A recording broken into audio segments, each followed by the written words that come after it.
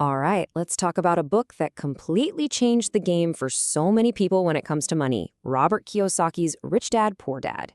And look, this isn't some get-rich-quick scheme. It's about a total, fundamental shift in your mindset, all taught through the story of the two dads in his life.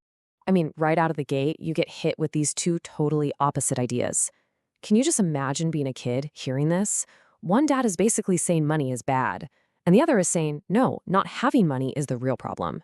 It's this one huge clash of ideas that really sets the stage for everything else in the book. And here's what's so wild about it. The poor dad, that was his actual father, was this super smart, highly educated guy with a PhD. He did everything right. Then you have Rich Dad, his best friend's father, who dropped out before the 8th grade. But their bank accounts, completely different stories. And this isn't about dissing school, not at all. It's just pointing out this massive hole in our education system. Nobody teaches us about money. So that's the big question, right? How do you have two smart, hardworking guys and they end up in completely different places financially? Well, it all boiled down to one thing, their mindset. It was the foundation for every single piece of advice they ever gave. And this just says it all. Poor Dad's advice was, go find a good company to work for. It's all about being a good employee, right? Finding security. But Rich Dad's advice? Go find a good company to buy. See the difference? One is about working for the system. The other is about owning the system. It sounds like a small change in words, but wow, it is a massive, massive shift in how you see the world.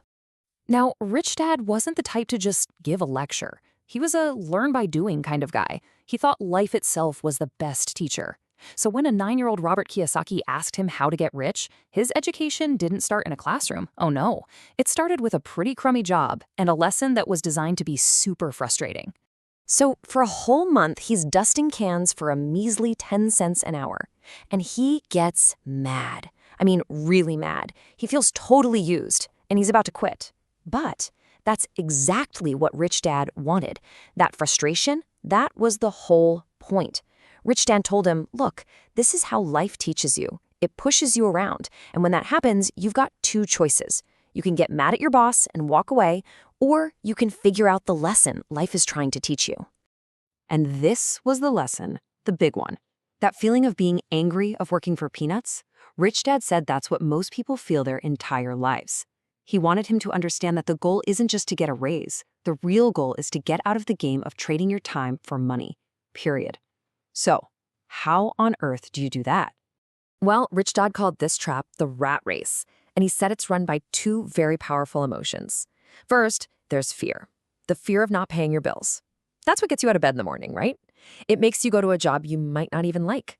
Then, you get your paycheck, and what happens? Desire kicks in. You start thinking about all the cool stuff you can buy, so you spend it. And then the cycle starts all over again. Get up, go to work, pay bills, repeat. That's the rat race. So to snap him out of this way of thinking, Rich Dad did something pretty nuts. He took their pay away completely. He said, keep working, but I'm not paying you a dime.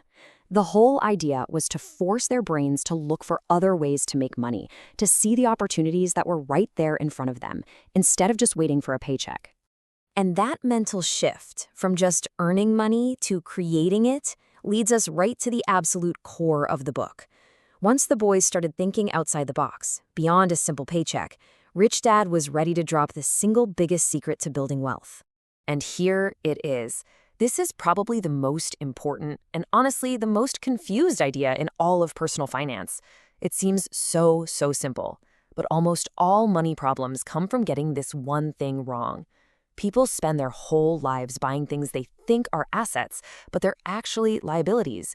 And those liabilities are like holes in a boat, just slowly sinking you financially. Rich Dad kept it super simple. No complicated financial speak. An asset? It's anything that puts money in your pocket. That's it. Just look at the cash flow. An asset creates income. Money flows from the asset to you. It's like a little money machine that keeps working for you even when you're not. And a liability, you guessed it, it's the exact opposite. It's anything that takes money out of your pocket. And here, the cash flow goes the wrong way. Money flows away from you. Think about it. A car payment, credit card debt, these things just create more and more expenses that suck money out of your bank account every month. And this is the trap so many people fall into. They get a raise, and what do? They go buy a bigger liability. It just makes the problem worse. Okay, so this all sounds good in theory, right? But what does it actually look like when you put it into praxis? Well, the boys, who were still working for free, had to figure it out. And they found their answer in something they both loved: comic books. This is just brilliant. First, they spotted an opportunity. The convenience store was just tossing out old comics. So they went and got the asset, the comics, for free. Then they built a little business, a system, a comic book library in an empty room. And here's the key part. They didn't have to be there all the time for it to make money. They weren't working in the business was working for them. And get this, the result was amazing for two 9-year-old kids. They started making about $9.50 a week. That was way, way more than the 30 cents they were making before for hours of work.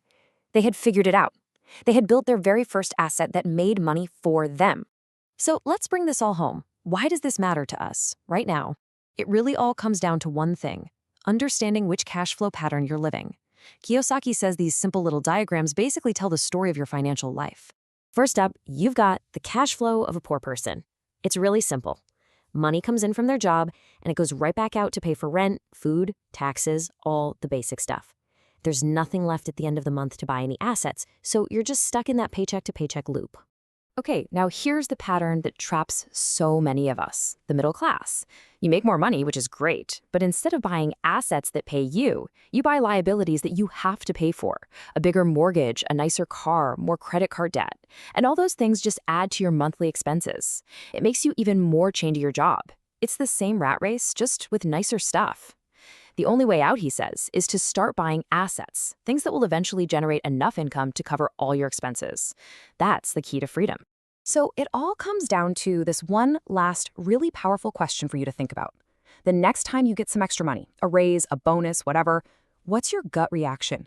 Do you immediately think about what you can buy with it?